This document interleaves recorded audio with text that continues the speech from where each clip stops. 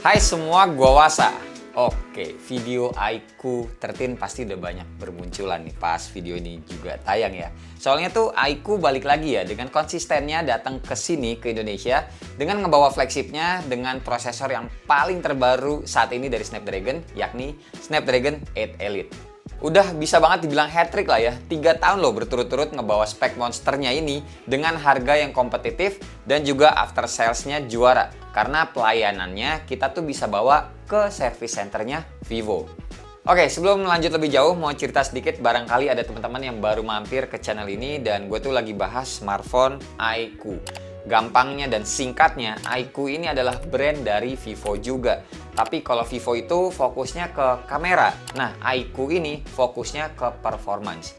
Jadi, dulu tuh Desember 2022, iQOO datang pertama kali ke Indonesia ngebawa iQOO 11, iQOO 11 dengan Snapdragon 8 Gen 2 pertama kalinya di Indonesia dengan harga yang worth it banget saat itu di kelasnya. Terus setahun kemudian, Desember 2023, iQOO datang lagi ngebawa iQOO 12, iQOO 12 dengan Snapdragon 8 Gen 3 pertama kalinya juga di Indonesia dengan harga yang sama. Makin rame lagi nih, orang-orang tuh tahu gitu loh, ada brand yang namanya iQOO. Nah sekarang kayak yang udah kita anak-anak tech Indonesia prediksikan, iQOO tuh bakalan datang ke Indonesia pertama kalinya ngebawa Snapdragon 8 Elite nantinya gitu loh. Dan ternyata ya bener aja hari ini lewat iQOO 13 atau iQOO 13 ini yang udah gue pegang selama semingguan. Ini konsistennya tuh si iQOO ya bisa dikasih jempol lah, hat-trick yang tadi gue bilang. Tapi ada hal yang menurut gue tuh aneh pas gue nyobain handphone ini. Ini kan handphonenya soalnya performa taunya, tapi kok hasil kamera tuh bisa dibilang kayak gini hasilnya. Bagus. Tuning-tuningan warnanya tuh mirip-mirip kayak Vivo, dan pas gue cek juga di bagian editor galerinya, ini ada juga AI Erase-nya Vivo di sini. Terus ada juga AI Enhancement. Ini tuh termasuk editor-editornya si Vivo yang menurut gue tuh lebih bagus hasilnya ketimbang Samsung bahkan. Tapi ya nanti kita lanjut lagi aja, soalnya di bagian kamera masih ada kejutannya. Kita bahas dari ya ciri khasnya emang si iQOO ini dulu ya. Boxnya itu datang dengan bentukan kayak begini memanjang, masih sama juga, ada partneran sama BMW atau BMW. Unit yang gue pegang ini warnanya putih, disebutnya Legend. Ada juga yang warnanya hitam, kali teman-teman lebih suka yang warnanya gelap. Datang ke Indonesia ngebawa 2 storage, 12GB 256 storage-nya dan 16GB dan 512GB storage-nya. Kelengkapan dari kita beli standar ada semua, pokoknya teman-teman bisa langsung dipakai handphonenya. Dapat chargerannya juga nggak kaleng-kaleng, 120 watt flash charge, kabelnya Type-C to C. Desainnya kayak begini, sekilas emang mirip sih kayak iQOO 12 sebelumnya ya, kalau sama 11 beda. Cuma ini tuh frame kameranya kelihatan lebih gede dan di pinggirannya ini ada lampu-lampu RGB yang bisa dinyalain sesuai selera. Dinamainnya tuh Monster Halo, nanti lebih detailnya lagi. Layarnya ini flat, enak kalau teman-teman tuh mau ganti anti gores yang kaca. Cuma ini buat gue pribadi anti gores bawaannya udah enak soalnya licin. Makin gripnya tuh makin enak gitu loh buat main game, slap-slip jari kita tuh ya asik aja. Layar sendiri punya ukuran 6,82 inch, gede emang. Tapi entah kenapa gue megangnya enak-enak aja. Karena ini besarnya menurut gue lebih ke jangkung ya, alias memanjang, bukan ngelebar kayak Xiaomi 14T series. Ini layarnya gede juga bukan tanpa alasan ya, dimanfaatin sama iQOO dengan naruh baterainya juga lumayan gede. Bukan lumayan gede, emang gede sih, 6150 mAh. Dan yang bikin kaget nih SOT-nya sama ngecasnya juga cepet. Buat SOT-nya sendiri gue tes nyampe 21 jam lebih dan ngecasnya cuma makan waktu 48 menit aja dari 3% sampai full pakai charger bawaannya. Panel layarnya sendiri kece, LTPO AMOLED 144Hz yang punya resolusinya 2K 3168 x 1440 pixel. Fingerprint di dalam layar tapi nggak kaleng-kaleng. Teknologinya udah kayak flagship kelas atas. Soalnya sensornya ini tuh pakai ultrasonic fingerprint. Tuh, nggak ada nyala-nyalanya. Beda sama HP-HP fingerprint lainnya yang di dalam layar juga, tapi dia masih generasi lama karena ada lampu di dalam layarnya. Kelihatan juga nih, kalau bezel layarnya ini serba tipis, rata banget kanan, kiri, atas, bawah. Peak brightness-nya juga 4500 nits dan juga udah HDR10+, serta speakernya udah stereo atas bawah. Visibilitas di outdoor ya pastinya juga aman. Jadi soal layar dan multimedia, visual di iQOO 13 ini teman-teman nggak perlu raguin lagi. Oke, balik lagi ke soal hardware-nya. Jadi selain pakai chipset Snapdragon 8 Elite, iQOO 13 ini juga ada yang namanya Super Computing Chip Q2 atau Q2. Chipset ini bertugas sendiri buat ngeboost lagi frame rate yang ada di sebuah game. Jadi mentok 144 Hz. Dengan layar yang bisa di-boost juga jadi 2K tampilannya. Cuma sejujurnya mata gue sih nggak bisa ya ngelihat perbedaannya banget gitu kalau fitur super resolution ini diaktifin. Contohnya kayak di sini aja nih, gue masuk ke PUBG ya misalkan. Terus pas di lobby, ini sih sebenarnya kelihatan tipis-tipis. Pas dinyala matiin super resolutionnya. Di bagian rambut karakter gue terlihat ada sharpness lebih. Terus di time box sebelah kanannya ini juga ada perbedaan, tapi ya cuma sedikit banget gitu loh. Cuma yang nggak tahu nih di kamera kelihatan atau nggak. Yang jelas mata telanjang kayak gini bisa kelihatan.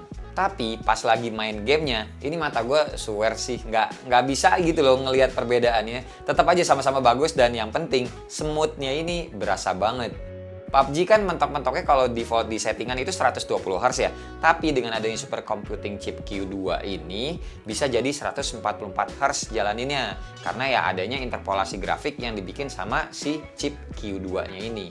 Tapi yang gue temuin di Super Computing Chip Q2 ini tuh nggak bisa jalan ya di semua game. Hanya di beberapa game terpilih aja yang emang udah support. Gimana? Ada game-game yang biasa kalian mainin sehari-hari nggak? Kalau ada, ya udah Q2-nya itu bakalan kepake banget. Gue sih udah banyak banget ya install game di sini dan gue udah cobain semua grafiknya mentok kanan kabeh lah pokoknya. Hasilnya tuh emang gokil sini Snapdragon 8 Elite kelihatan beneran berbeda. Panasnya juga tidak seberapa. Cepat adem karena berkat adanya cooling system dari iQOO juga yang makin lebar seiring dengan dimensinya yang makin gede juga. Si iQOO ini sendiri tuh menyebutnya 7K VC Cooling System. Terus kalau mau ngetes game main MLBB, solo leveling, Genshin Impact udah sering lah dan pastinya bisa gue bilang aman.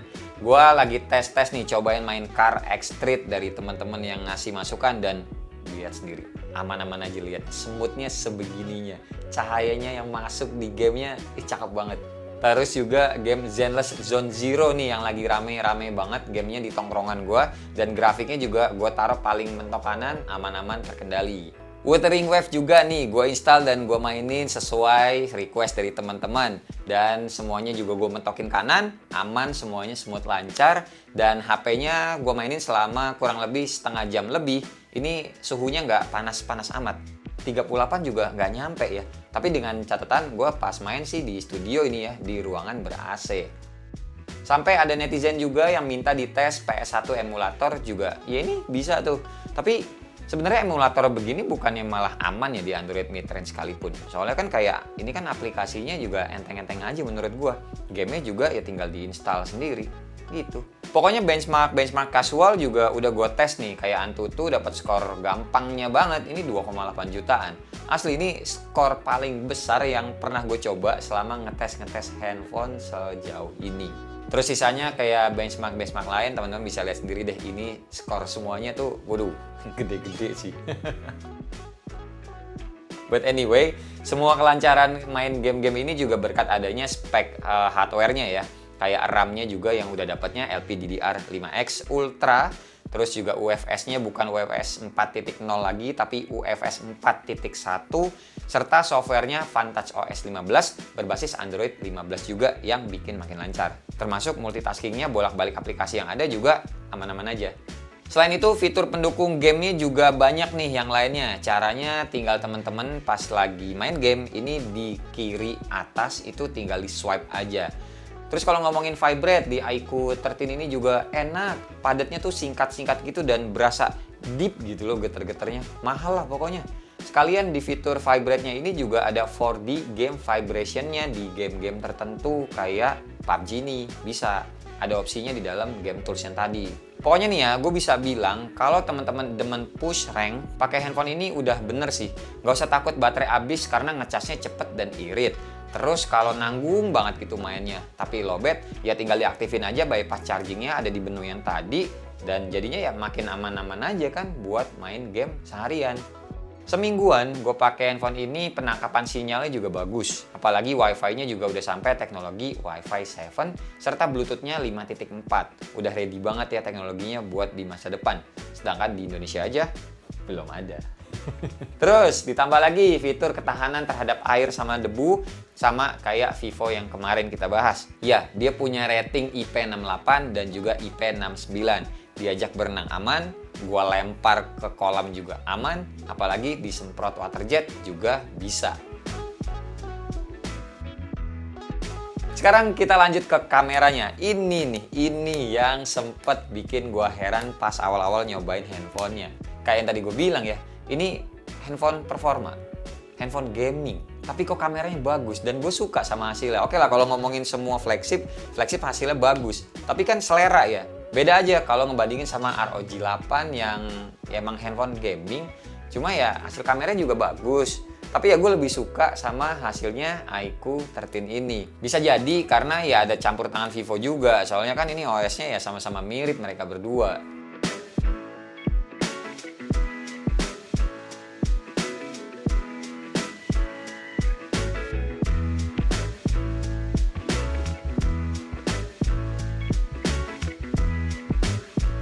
Lensa depannya 32 megapiksel, sedangkan lensa belakang ini ada 3. Untuk yang lensa utamanya, sensornya tuh pakai Sony IMX921 True Color Camera.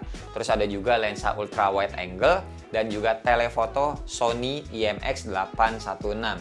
Yes, lensa periskopnya hilang, tapi tetap bagus. Semua resolusi kamera belakangnya ini sama ya, 50 megapiksel. Lanjut ke UI kameranya nih, buat yang biasa pakai Vivo pasti familiar. Nih, lihat dulu sekilas ada apa-apa aja ya.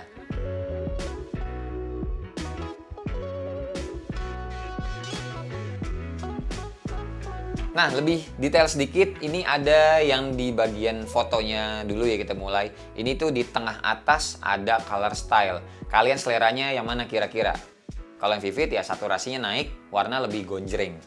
Sedangkan yang tekstur ini warnanya lebih ke arah vintage gitu. Dan yang natural ya warnanya lebih sesuai mata memandang aja sih. Dan natural itu kayak ya warna mentah gitu. Cocok buat teman-teman yang demen ngedit-ngedit lagi sebelum posting-posting ke sosmed ataupun mau dicetak nanti si fotonya itu. Masih di bagian foto, di pemilihan lensa ini yang ultra wide itu kan 0,6x. Kalau di milimeterin dia tuh 15 mm. Beralih ke lensa 1x ini tuh 23 mm yang bisa kita tap lagi 2 kali jadi 28 dan 35 mm atau 1,2x dan 1,5x. Terus 2 kalinya ini 50 mm bisa ditap sekali lagi jadi 85 mm atau 3,4x zoom. Terus yang 4x ini 100 mm. Bisa kita tap 2 kali juga jadi 135 dan 200 mm atau 5,4x dan 8x zoom. Terus paling mentoknya ini bisa 30 kali digital zoom. Terus di bawah tombol shutter ini ada panah lagi guys ke atas. Ini tuh buat masuk ke mode street camera. UI-nya tuh langsung berubah total kayak ala-ala kamera vintage kalau mata gue sih ngelihatnya. Menu-menunya nih jadi lebih banyak lagi di sini. Ada pengaturan focal length, exposure, shutter speed, bokeh, dan juga white balance. Terus ada save-an atau memory preset yang bisa kita simpan sesuai selera. Kalau standarnya ya basic aja. Sisanya tuh ada C1, ada juga C2. Terus ada lagi semacam menu kayak gini yang bisa kita pilih-pilih mulai dari grid lines. Settingan buat tetap masuk ke mode street ini kalau kita keluar dari aplikasi kamera dan masuk lagi ke kameranya.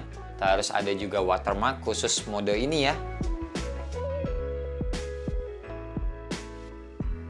Terus shutter button juga bisa di custom seperti ini.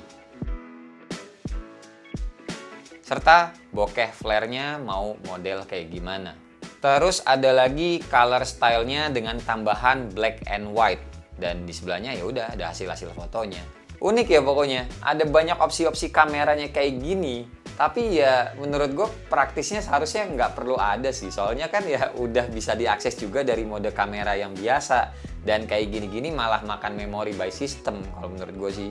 Serta ya HP-nya juga ini kan ya harusnya ke performa atau gaming. Cuma ya udahlah, kita konsumen menerima aja. Mungkin ini bisa dibilang tuh aji mumpung barengan sama Vivo juga. Jadi ya udah sekalian aja softwarenya samaan.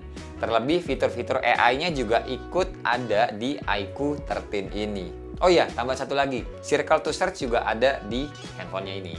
Cuma yang disayangin nih, biasa teman-teman juga pada nanya, dual view kamera nggak ada di iQOO 13 ini. Semoga update software kedepannya nanti adalah. Oke, sekarang lanjut ke perekaman videonya. Ini lensa belakangnya bisa sampai 8K 30 fps. Pamer-pameran doang sih ini mah kalau menurut gue ya. Nggak pernah kepake soalnya 8K di sebuah smartphone di kehidupan sehari-hari. Yang lebih kepake, walaupun di gue tetap jarang ya, ini adalah yang 4K 60 fps-nya. Soalnya, lensa depannya juga bisa ngambil yang sama modenya. Dan hasilnya stabil. Jadi depan belakang bisa 4K 60 fps. Cocok buat teman-teman yang suka ngevlog ataupun konten kreator. Soalnya jadi rata nih depan belakang resolusinya dan ngemudahin saat mau ngedit-ngedit itu tidak jomplang resolusinya pas kita masukin di aplikasi yang sedang berjalan. Oke, langsung nyobainnya di resolusi 4K 60 fps. Kita lihat dulu autofokusnya. Wih, smooth ya. Nah, tapi yang lebih keren menurut gue adalah dia bisa merekam juga di resolusi yang sama 4K 60 fps di lensa ultra wide-nya. Kayak gini guys. Tuh. Dan tanpa harus nge-stop dulu. Ini termasuk jarang loh, berkat chipsetnya juga sih Snapdragon 8 Elite ya. Dan ini keren sih menurut gue, padahal handphone gaming ya. Tapi bisa ultra wide seperti ini. Dan autofocus juga tuh. Cuma menurut gue masih ada yang perlu diupdate. Jadi kalau kita tadi kan gue mundurin ke lensa ultrawide atau 0,6-nya smooth karena gue geser pelan-pelan. Kalau misalnya kita tap, ini kan dari 0,6x kita tap ke 1, dia kayak patah gitu. Nah, tapi transisinya tuh kayak gini-gini tuh bisa diupdate lewat software sih nantinya ya. Terus kalau misalkan kita zoom, paling mentoknya tuh sampai 10 10x. Oke, 10x. Kalau misalnya balik lagi ke 1, kan transisinya kurang. Cuma semoga iQOO bakalan ada update software buat transisinya biar lebih cakep lagi sih. Nah, cuma ini kalau ke lensa depan nggak bisa langsung, jadi mesti di stop dulu. Tapi kalau mau pindah-pindah lensa, lensa belakangnya itu bisa langsung tanpa harus nge-stop dulu. Oke, kita sekarang cobain yang lensa depannya karena lensa depannya juga nggak kalah keren. Nah, nggak kalah kerennya karena resolusi sama, bisa 4K 60 fps. Jarang-jarang banget guys, apalagi tambah ya, kalian inget aja ini adalah handphone gaming, bukan handphone kamera. Tapi aku ngenambahin kemampuan kameranya, ini nice sih. Terlepas ini kalau kalian lihat, ini kan gue bawa jalan biasa dengan satu tangan ya, shaky atau tidak, at least ini buat kalian yang suka ngevlog pakai handphone, ini bisa jadi opsi sih. Walaupun kalian demen main game, tapi ini kan handphone baterainya gede ya, ngecasnya juga cepet, gile. Cuma nggak nyampe sejam jauh lah, pokoknya di bawah 50 menit.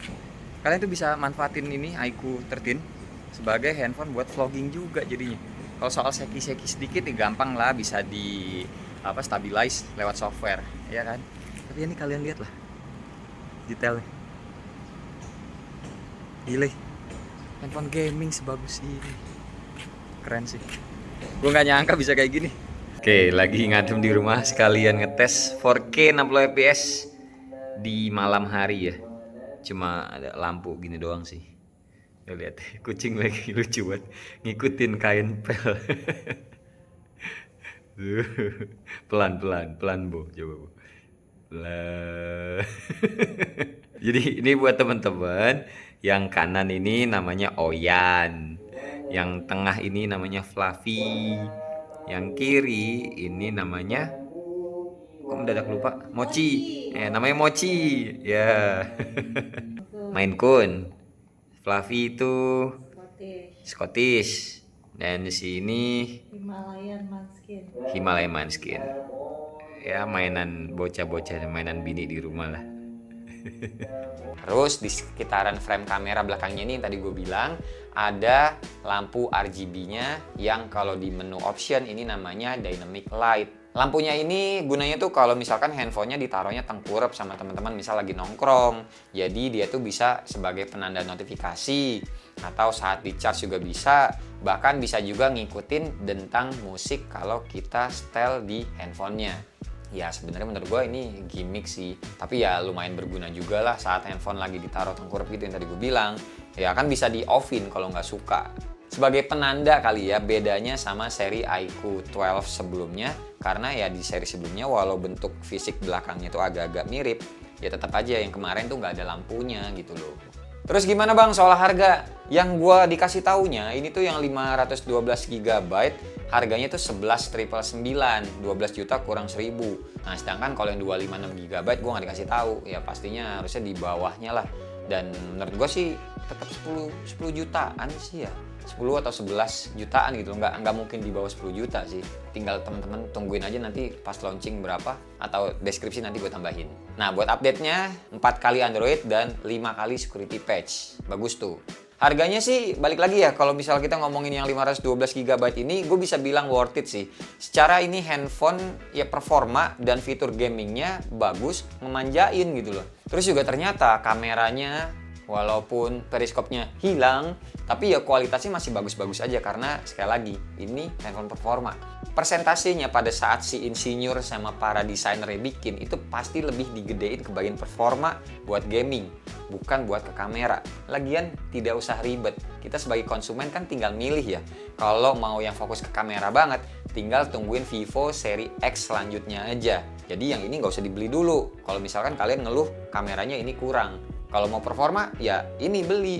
Ditambah lagi after sales-nya yang bisa barengan sama Vivo yang terkenal nggak pernah ribet, banyak bikin netizen puas. Terus juga kalau misalkan teman-teman masih nggak aware nih gue sama merek iQOO, ya kenapa nggak ambil pemikiran jadi orang yang anti mainstream? Di saat handphone orang lain semuanya pasaran, gue beda sendiri pakainya iQOO, iya nggak? Tapi ya udahlah, balik lagi ke kebutuhan dan juga kemampuan teman-teman. Ini handphone juga gue nggak bisa bilang murah, ini handphone mahal harganya.